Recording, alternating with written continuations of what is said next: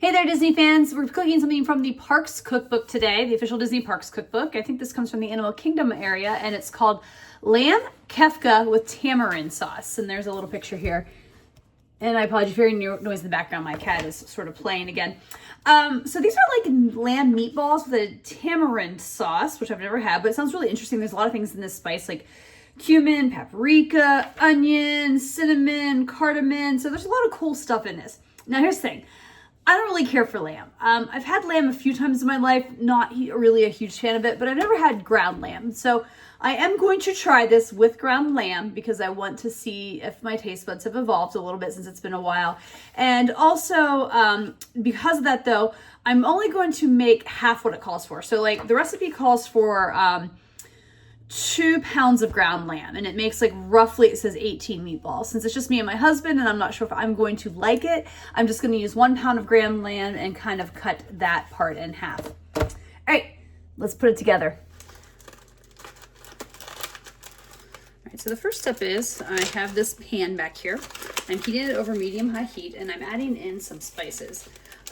The first one I just added was some cardamom pods. Now I'm adding in some crushed red pepper flakes, some whole cloves, if I can get them all out, just a couple more, and some peppercorns. And these are all equal amounts. Now, it does say you can also add fennel. I'm skipping fennel because, as I said before, I don't really like fennel, so it's not in my house, so I'm just going to go without it. Anyway, I'm going to heat this over medium-high heat and stir it until it's nice and fragrant. Okay, so it's been a few minutes and I've been kind of stirring this the entire time as it recommends, because I don't think you want it to burn or anything like that. It's nice and fragrant. I thought I saw a little bit of smoke. It said if you see smoke, that's good. Now it says to put it into a plate to cool. I'm just going to actually put it in this bowl since it's just a little amount. I don't want to risk anything happening to it. All right, I'm going to let that cool completely for several minutes, and we'll get started on the next step, but then we'll come back and grind these. Okay, time to grind up the spices.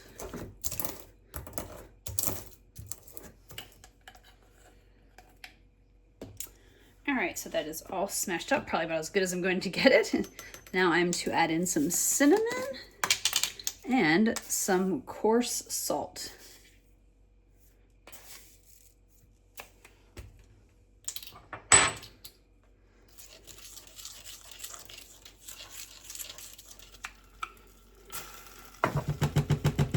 This is the tamarind pulp. I had it on the stove. It was kind of burning, so I'm going to wait till I put it back on when everything's combined.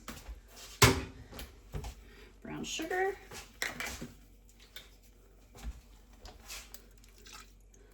Lemon juice. Ginger. And garlic. All right, whisk this together for about 3 to 5 minutes. Here I have a bowl with equal parts cornstarch and water that I'm whisking together until I get all of the lumps removed. Now I'm pouring the cornstarch mixture into the sauce and whisking it. And it says to whisk it basically occasionally until it's thickened and becomes glossy. It says it should be the consistency of honey.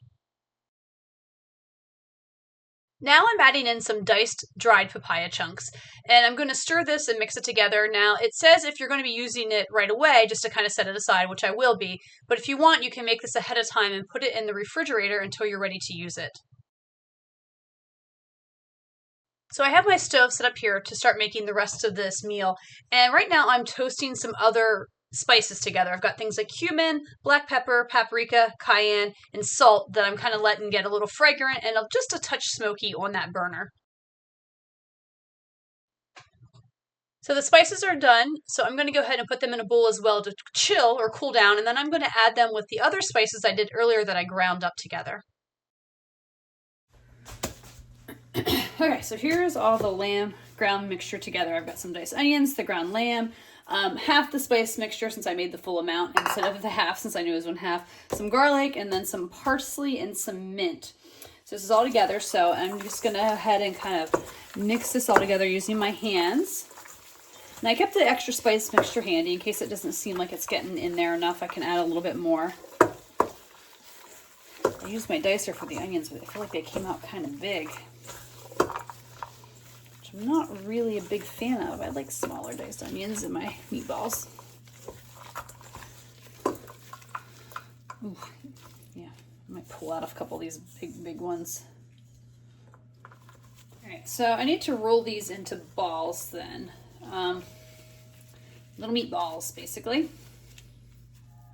They're going to go in a pan in the oven then for a little bit, but I'm just going to put them on another baking sheet for now as I roll them out.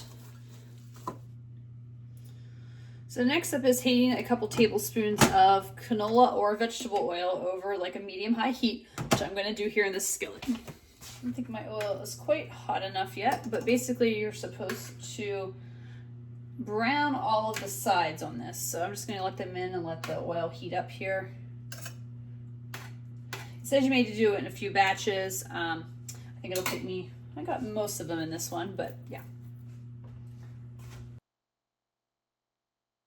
As the sides are starting to brown, I am taking them out of the pan and putting them on this baking sheet I have off to the side, where they'll finish cooking in the oven until they're done. While the meatballs are finishing up in the oven, I'm reheating the sauce that we started with to get go. It said it was supposed to be like honey. It seemed a little thick to me, so I added a little water to it, and I'm reusing the pan that I cooked the meatballs in. Now, I did drain the grease and give it a little wipe before I added the sauce back into it. Here they are done and in the sauce.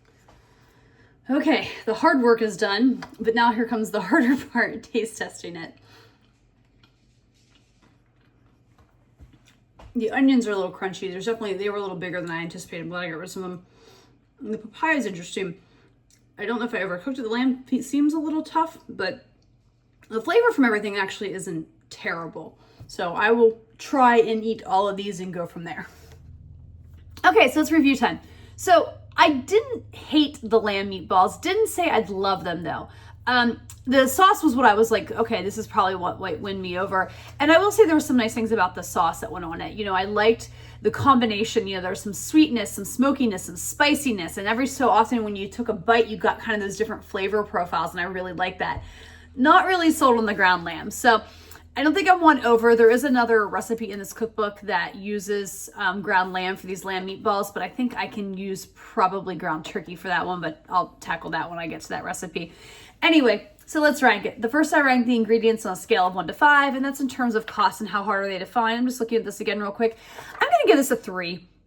I don't think it was super hard to find, but there are a lot of spices. Now, I had a lot of these spices, so I didn't have to go buy them. So for you, this could be a little bit more. Ground lamb is a little expensive. It's getting easier to find at supermarkets, so that's, you know, I don't think that'll be too bad, but I feel like a 3 is a good rating for that, for everything that you have to get for this. The tamarind pulp was probably the most difficult thing to find. And I got to concentrate. I don't even know if that's right. Find out. Anyway, difficulty level on a scale of 1 to 5. 1 is easy and 5 is hard. And I also kind of consider time into that because your time is valuable. I'm going to give this a 4. I think that this definitely is a little bit more time consuming. You know, you have to make the sauce, you have to make the meatballs, put them in the oven, mix everything together. So there's a little bit of time in that.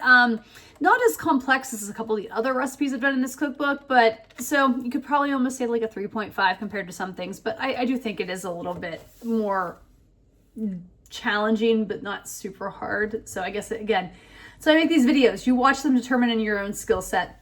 Finally, would I make this again on a scale of 1 to 5? 1 is never and 5 is absolutely. It's a 2. So it's not a 1 because like I didn't hate it. So I basically save 1s for things I just didn't like at all. This one, because I found it tolerable, I'll give it a 2, but it's like likely not ever going to happen again because I've kind of determined that I'm not really a lamb fan, but I didn't hate it per se, so that's why it's not a 1.